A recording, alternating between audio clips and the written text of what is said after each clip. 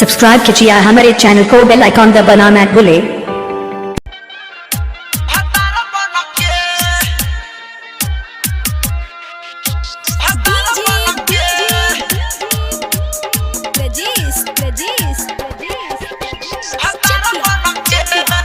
आप सुन रहे हैं धनंजय धड़कन को। जाड़ा में जहर लागे गरमी में गहरम, कैसे बताही रजल गता सहरम। काला पा माथा राउर सन के कि मजा मारतावे देवारा भातार बन के, कि मजा मारतावे देवारा भातार बन के। जाड़ा में जहर लागे गरमी में गहरम, कैसे बताही रजल गता सहरम।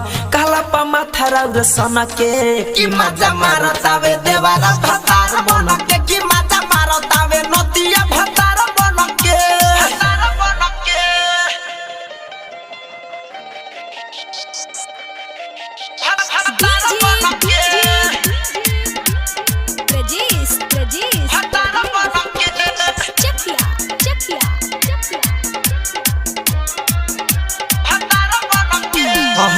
से बदन हम क देहला गहरम, लागता देवरे नासी बधर। आए हाय सौसे बदन अब कह देहला गहरम, लागता देवरे नासी बधर। देखी के गागल दुनु भइल बा पागल, 12 बजे रात रे उ रहता जागल। देखे अकेला जब लागेला घेरे, पाजा में धके हाथ लगेला फेरे। करी बारा बादया बतोरा धन के, कि मजा लुटतावे देवारा भातार बन के, कि मजा लुटतावे देवारा भातार बन के।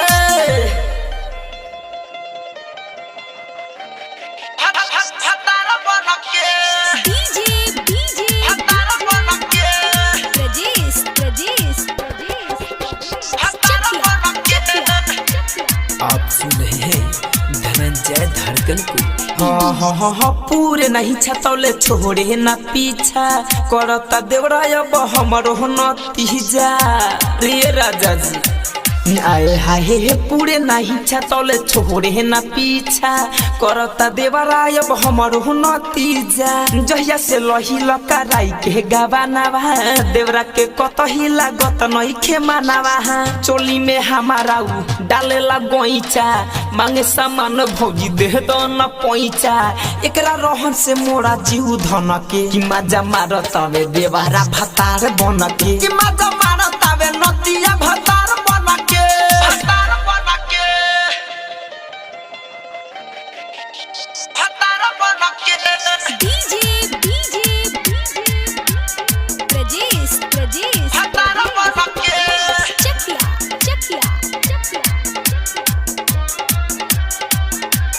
मयुगे धड़कन धनंजय पिया बारह तू बहारा, देवरा विवेक यहाँ डालेला पहारा।